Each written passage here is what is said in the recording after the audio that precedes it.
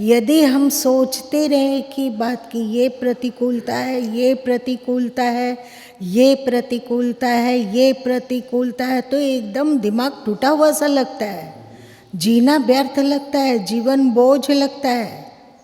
लगता है कि अब क्या करें, कहाँ भाग जाएं, कैसे इस समस्या का समाधान हो। कुछ भी रात दिन जो चिंतन का क्षेत्र है ना, वो समस्या ही बन जाती है, होता है।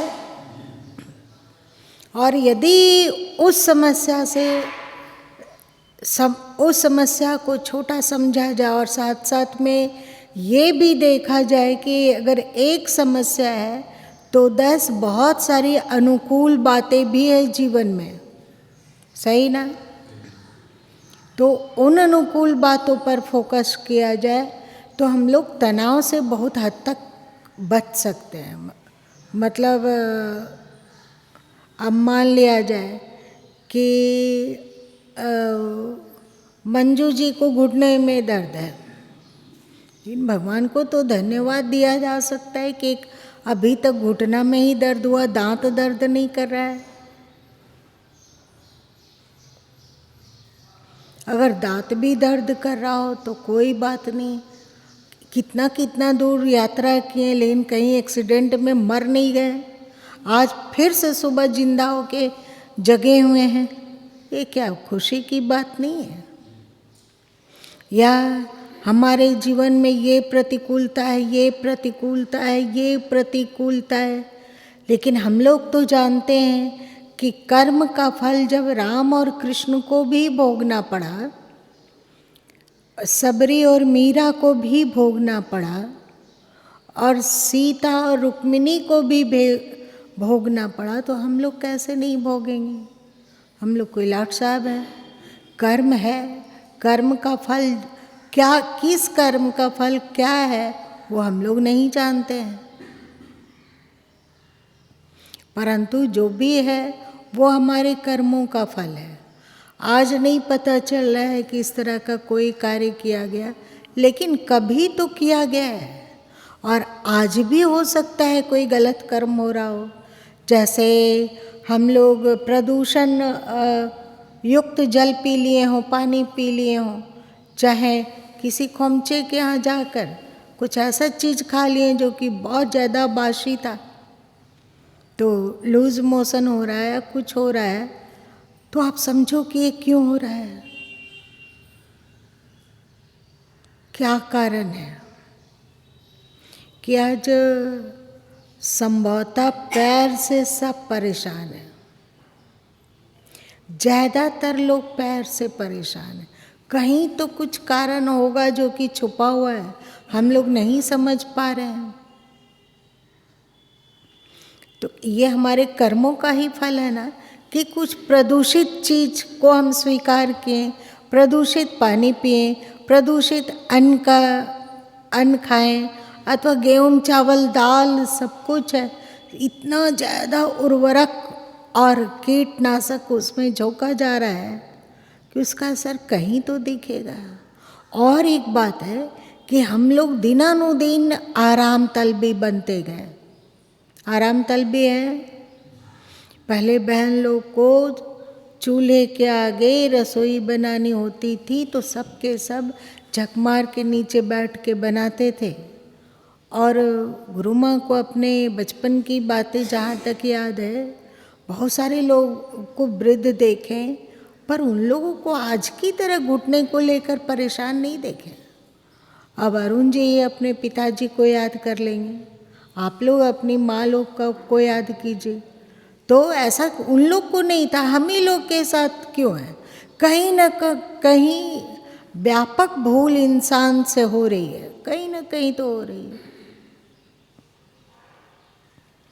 जब चक्की का आविष्कार हुआ था, चक्की का आविष्कार हुआ मतलब ये आटा मिल का आविष्कार हुआ, तो बहन लोग को लगा कि ओ एकदम रिलैक्स। लेकिन जब हम लोग चक्की चलाते थे उस समय चक्की चलाने इतना ताकत था ना, आज वो ताकत हमसे माइनस हो गया। आज वो ताकत हमसे माइनस हो गया। अब यदि चाहेंगे कि हम 5 किलो गेहूँ पीस लें तो आहू करना शुरू कर देंगे, है ना। या और कुछ का आविष्कार हुआ,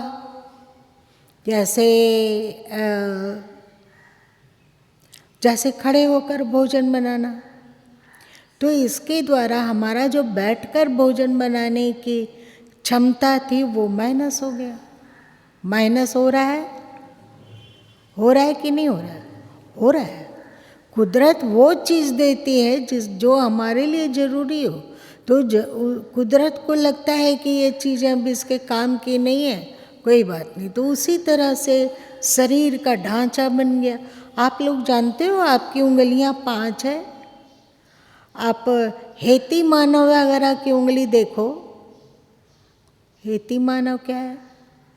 जो हिमालय जैसे ठंडे प्रदेश में ऊपर रहते हैं, जो कभी कदाल दिखते हैं, तो अभी भी उनका हाइट लगभग 11-12 फीट है, हेती मानव का, जिसको कि हिम मानव भी बोला जाता है, तो उसका भी अभी भी 11-12 फीट, और उनके पंजे वगैरह पैर के इतने बड़े बड़े हैं। हाथ वगैरह भी लगभग सभी उंगलियां बराबर है, मतलब अंगूठा एक और है, चारों उंगलियों का लंबाई लगभग बराबर है। आज आप पढ़ोगे अपने शरीर का विज्ञान तो जानोगे कि आज मेरे अंगूठे थोड़े मोटे हो गए, उंगलियां थोड़ा अपने तरीके से, जिस उंगली से कम काम लिया गया वो थोड़ी छोटी हो गई, जो उंगली से और कम काम लिया गया, क्योंकि ये उंगली लगभग वो तो भगवान को धन्यवाद है कि उन्होंने चंदन लगाने का जिम्मा इस उंगली को दे दिया, वरना इस उंगली का काम नहीं होता है, बहुत कम। तो आप देखो ना, छूकर आपकी ये उंगली कमज़ोर लगेगी, दबा के देख लो, देखो इस उंगली की तुलना में, इस उंगली, छोटी उंगली की तुलना में ये उंगली ज़्यादा कमज़ोर प्रतीत होती। क्यों हुआ? क्योंकि इसका काम बहुत ही से कम लिया गया। तो हम लोग की उंगलियां, हम लोग के पंजे सब कमज़ोर होते जा रहे हैं। याद कीजिए, आप लोग सीनियर सिटीजन लोग बैठे हुए हैं, भाई बहन लोग, याद कीजिए कि आप लोग उसको 2-3 डंठल दांत से छिल कर ही खा लेते थे, खाते थे। हाँ, दांत से छीलना है, ऐसा नहीं कि चाकू से उसको छिलोगे और उसको छोटा छोटा उसको गुल्ला बना दोगे, ऐसा नहीं है। लेकिन आज किसी युवक को कहो कि 2 ईख ले लो और तुम इसे, लेकिन चाकू नहीं लगाना है, दांत से करो। कौन कौन यहाँ खा सकता है 2-3 डंडा? हाँ, एक आध टुकड़ा कितना बड़ा, तब तुम्हारा ताकत ये बची रहेगी। लेकिन हम लोगों ने एक आध टुकड़ा खा पाएंगे, क्यों?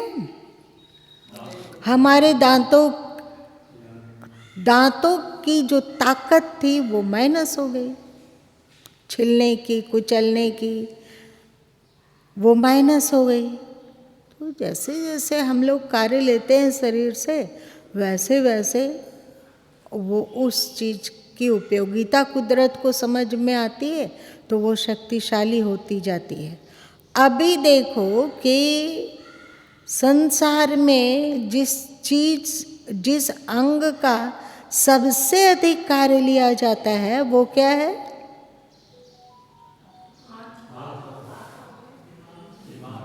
दिमाग। तो क्या आज आप लोग देखते हो कि आप लोग जब बच्चे थे, उस समय के बच्चे, और जब आपके बच्चे हुए उस समय के बच्चों में अंतर है? अथवा जो आपके बच्चे थे, खास सीनियर सिटीजन, उसको जाने दीजिए। अभी के समय के बच्चे जो अभी छोटे छोटे हैं, जिनका पहला बच्चा है, दूसरा बच्चा है, और वो छोटा है, 5 साल का है, 7 साल का है, 8 साल का है, के पास जो बुद्धि है वो हम लोगों के पास जो बचपन में बुद्धि थी उससे ज़्यादा है। आप लोगों को लग रहा है? ऐसा क्यों हो रहा है? तो उसका जिस चीज़ से आप काम लेंगे ना वो चीज़ बढ़ता जाएगा, और जिस चीज़ को आप अनदेखा करोगे वो चीज़ आपका घटता माइनस होता जाएगा। हो सकता है कि आने वाले समय में आप लोग को पता है कि आज से करीब 30-40 साल पहले जो बच्चे जन्म लेते थे औसतन हाइट उनका अधिक होता था। आज हाइट युक्त बच्चे बहुत कम हो रहे हैं। क्या कारण है? क्योंकि जरूरत नहीं है। पहले था कि बड़े बड़े टांग चाहिए, तो वो कोई भी दिक्कत हो तो उसे दौड़ कर उस पार कर जाना है, तो अब वो सब चाहिए नहीं। पैरों को भी बहुत ज़्यादा काम की अब आवश्यकता नहीं है। छोटी दूरी के लिए 2 चक्का है और बड़ी दूरी के लिए 4 चक्का है। तो जब भी ज़रूरत हुआ तो हम लोग घर से निकलते हैं और या तो 2 चक्का पर बैठते हैं अथवा 4 चक्का पर बैठते हैं। तो अब हमारे टांगों की क्या आवश्यकता? थोड़ा सा तो काम है घर से सड़क तक आना, जिससे कि हम अपना 2 चक्का अथवा 4 चक्का का इस्तेमाल कर सकें। तो हमारे टांगों का क्या काम? तो कुदरत देखती है भी इसको टांग का काम नहीं है। हंसने की बात नहीं है, ये वास्तविकता है।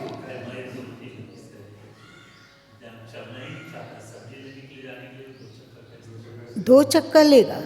यहाँ से उसको अगर गिरडी का हनुमान मंदिर जाना हो तो कौन है जो कि हिम्मत जुटाएगा कि नहीं पैदल चलेंगे? कोई है? नहीं, 4 चक्का ले लेते हैं ना, 4 चक्का ले लेते हैं तो क्या करेगी कुदरत? तो कम करती जाती है। उसकी जरूरत नहीं है तो कुदरत इसको माइनस करती है। इधर माइनस करके उसको दिमाग को दे दी कि भैया दिमाग से काम करते रहो। आज का तुम सीरियल देखो चाहे पिक्चर देखो, खैर कभी कभी देशभक्ति का भी आ जाता है, वो जाने दो। लगता है कि इतना सातिर आइडिया उन लोग के दिमाग में कहाँ से आ रहा है। आप आखिर सोचो कि जो आप सीरियल देख रहे हैं उसका स्क्रिप्ट लिखने वाला कोई तो होगा। इतना सातिर षड्यंत्र आप लोग का दिमाग नहीं चकराता है कभी? मतलब आज का व्यक्ति, भगवान बुद्धि तो दे रहे हैं पर उस बुद्धि का दुरुपयोग किया जा रहा है। तो जैसा हम लोग सोचने लग जाते हैं वातावरण से वही सातिराना दिमाग हम लोग का हो जाता है। इसलिए सीधे लोग ठगे जाते हैं, छल के शिकार होते हैं ना, क्योंकि वो सोच ही नहीं पाते हैं कि कोई इतना जोड़ घटाव करके छल भी कर सकता है। ये तो असोचनीय बात है। तो आपको पता लग गया कि जिस अंग प्रत्यंग का हम अधिक काम लेते हैं वो थोड़ा पावरफुल होता है, और जिस अंग प्रत्यंग का काम नहीं लेते हैं वो धीरे धीरे बैठता जाता है, मतलब माइनस होता जाता है। अभी देखो आप लोग पुस्तक वगैरह पढ़ते रहते हैं, जो सीनियर सिटीजन हैं पढ़ते रहते हैं तो थोड़ा सा दिमाग सूक्ष्म कुछ सोच पाता है। यदि सोचो कि आप रिटायर हो गए हैं उसके बाद हो गया बस, फिर लोग सोचते हैं कि अब क्या बुढ़ापा में सब पढ़े लिखे, तो धीरे धीरे बुद्धि कुंद होने लगती है। यदि बुद्धि से काम ना लिया जाए तो वो कुंद होने लगती है। गुरु माँ ही देखते हैं, जब गीता का पहला खंड लिखा गया था, पहला दूसरा तीसरे अध्याय का, उस समय की भाषा और आज जब 8वां खंड लिखा जा रहा है उस समय की भाषा और समझाने की शैली में मैच्योरिटी, अध्यात्म उसमें भी है। ये नहीं है कि दूसरे तीसरे चौथे अध्याय में अध्यात्म नहीं है, ऐसी बात नहीं है। अध्यात्म तो है, पर उसका प्रस्तुति जो अभी का लेटेस्ट गीता में, जो अभी 7वां खंड आप लोग पढ़ रहे हैं, तो उसकी भाषा में बहुत ही प्रगाढ़ता आ गई है। सही? तो क्योंकि जैसे जैसे इसमें इस कार्य में संलग्न हुआ जाता है, वैसे वैसे कुदरत के द्वारा बुद्धि भी मिलती है। कुदरत के द्वारा उसको प्रस्तुति में निखार भी दिया जाता रहता है। आप जैसे देखिए विक्रम जी हैं तो पद बनाते रहते हैं। यदि वो लिखना पढ़ना छोड़ दें तो लोग, सीनियर लोग तो सठिया जाता है। बोलता है ना लोग, क्यों सीनियर लोग का दिमाग सठिया जाता है? कभी सोचा आपने ऐसा? आप लोग के पहले के लोग कहते थे ना कि नहीं 60 साल का हुआ मतलब अब सठियाया। क्यों सठिया जाता है? क्योंकि जैसे वे सोचे कि 60 साल का हो गया, अब दिमागी काम बिल्कुल बंद, दिमाग से काम लेना बिल्कुल बंद। नहीं, अब उनको हिम्मत नहीं होती है कि नए में कुछ करें। अभी देखो नवादा से मंजू बहन आई तो गुरु माँ ने कहा कि देखो तुम जब तक आश्रम में हो तब तक अपने को दादी तो बिल्कुल ही मत समझना, और अपने को सीनियर सिटीजन भी मत समझना। जाओ सामने और कंप्यूटर सीखो। इस उम्र में सीख सकेंगे? पहला प्रश्न, इस उम्र में सीख सकेंगे? क्यों नहीं सीख सकते हैं? सीखो। और आज देखो गुरु माँ के उपदेशों को मंगवाते रहती है और अपना लैपटॉप ले लिए है, उसमें टप टप लिखना शुरू कर दिए। क्या नहीं, क्यों नहीं कर सकेगी भैया? सीनियर सिटीजन हो गए, इसका मतलब अभी भी दिल धड़क रहा है, अभी भी श्वास का आवागमन ठीक है, अभी भी पाचन क्रिया ठीक है, अभी भी पागल नहीं हुए हैं, तो क्यों नहीं कर सकते हैं बौद्धिक काम सीनियर सिटीजन? पहले के लोग बौद्धिक काम करना छोड़ देते थे, इसीलिए सठिया जाते थे, मतलब बुद्धि एकदम मोटी हो जाती थी। और यदि हम लोग दिमाग से काम लेना चालू रखें, और ये तो भूल कर मत सोचो कि अब हम क्या कर सकेंगे, हाथ पैर काम करता नहीं है, अब हम क्या कर सकेंगे? जब तक जीते हैं, एक दिन मर मुर जाएंगे, बस हो गया। ऐसा ही सोचते हैं ना ज़्यादातर सीनियर सिटीजन। आप नहीं सोचते, जाने दीजिए ना, ज़्यादातर वृद्ध क्या सोचते हैं? हाँ, आप कितना दिन बचेंगे, ये सब सीख कर क्या होगा? अरे भैया, आज बुद्धि को कुशाग्र रखेंगे तो जहाँ जन्म लेंगे फिर से कुशाग्र बुद्धि मिल जाएगी, और मोटे ढोटे बुद्धि कर लेंगे इस जन्म में, तो मरेंगे तो यही मोटा ढोटा बुद्धि हम लोगों को पाठ स्वरूप मिलेगा। इसीलिए गुरु माँ कहते हैं कि ना, हीन भावना तो आने ही मत दो कि हम नहीं कर सकते हैं। जो चाह लेंगे वो कर सकते हैं, जो चाहा जाएगा सो किया जा सकता है, किया जा सकता है। ठीक से चाह लेंगे तो हम लोग कर लेंगे, उसका उपयोग नहीं करोगे तो जकड़ जाएगा। जो भी अंग प्रत्यंग बुद्धि दिमाग इत्यादि का उपयोग नहीं करोगे तो जकड़ता है। आप ही लोग देखो कि जो खड़ेश्वर बाबा बनते हैं, मान लो कि एक टांग पर खड़े हो गए अथवा एक हाथ उठा के खड़े हो गए, और 2 महीना 3 महीना के बाद दूसरा टांग धरती पर रखना चाहें, अथवा जो हाथ खड़ा करे हुए थे उस हाथ को नीचे लाना चाहें, तो तुरंत उस क्या होगा उसका बताइए? जकड़ जाएगा, वो नहीं चल पाएगा, वो सोचेगा कि वो दौड़ जाए, नहीं कर सकता है, गया काम से। आप लोग एक चीज़ देखते होंगे कि जो एक टांग पे खड़े हो जा के करते हैं कुछ, तो एक टांग तो मोटा होते जाता है और एक टांग सूखने लग जाता है। देखे हो? नहीं देखे? क्यों सूख रहा है भैया? काम नहीं लिया गया, तो कुदरत को लग रहा है कि इसका हाथ का काम नहीं है इसमें, तो उसको निकम्मा समझ के उधर से माइनस करके वही ताकत आपको दूसरे टांग में प्रवाहित किया गया कि उस टांग से तुम बढ़िया से खड़े रह पाओ। तो उस दूसरे टांग में जिस टांग से खड़े हैं वो ऐसे हो गया, इधर से माइनस, हाथ से माइनस, एक जो टांग उठा के रखें उससे माइनस, और दूसरे टांग में वही ताकत को ऐड कर दिया गया है ना। ये सब को बढ़िया से जानना चाहिए। तो गुरु माँ उस दिन जो बोले, ये किस बात पर इतनी बात निकल गई? क्या? हाँ, मानसिक रूप से हम जिससे जुड़ते हैं और पसंद पूर्वक जुड़ते हैं, बोझ हो के जुड़ते हो तो वो आपका आए गए होता है।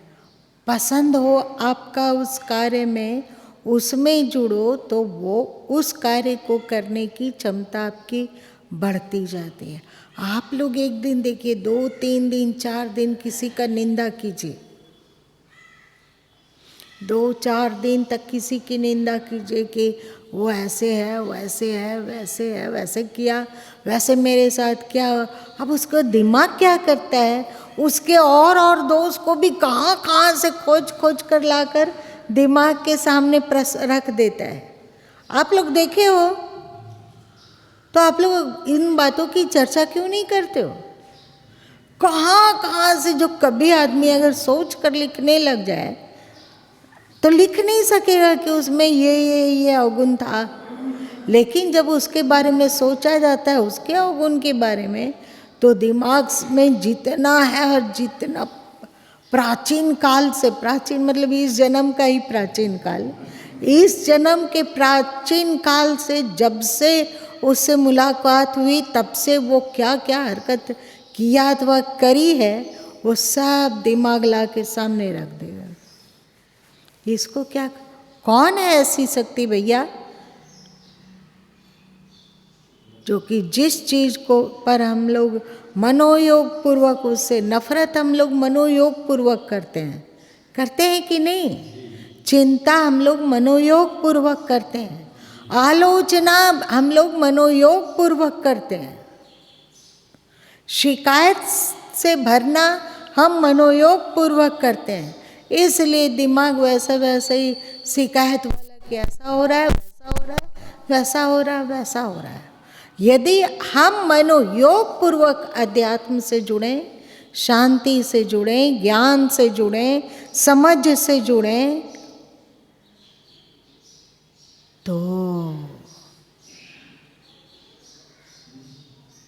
तो क्या होगा?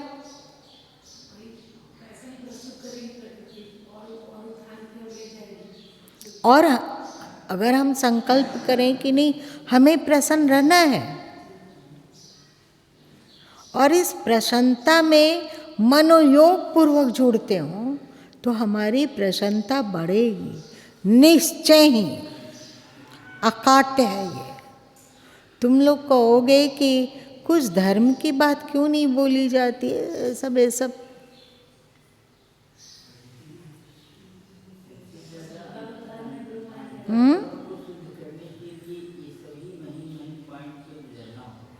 हाँ, महीन महीन अंतःकरण निर्मल जैसे जैसे होगा, आप जिस क्षेत्र में सोचना आरंभ करेंगे, जैसे सोचा प्रसन्नता, तो प्रसन्नता के अनुकूल अनेक बातें दिमाग में अपने आप आ जाती है, आ जाएगी।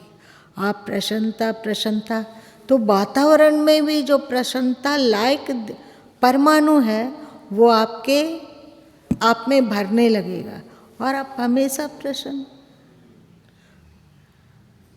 बड़ा, जिसने भी इसको कहा है कि हंसते मुस्कुराते हुए जिंदगी गुजारिए, बहुत कीमती बात है। भैया कुछ हो या ना हो, परंतु हमारे में प्रसन्नता रहनी चाहिए।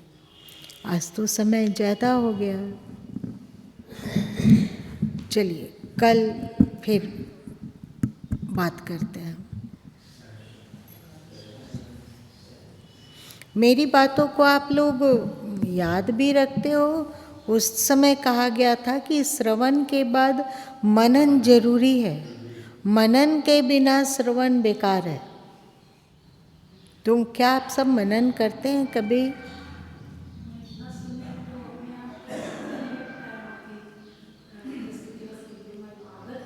आप लोग की भी क्या आदत बन जाती है सत्संग सुनने के बाद उसका मनन होता है क्या मौर्य जी? मनन होता है, मनन होता है, क्या मंथन भी होता है, मनन भावही मनन जिसको बोलते हैं। जितना अधिक मनन उतना अधिक इससे लाभ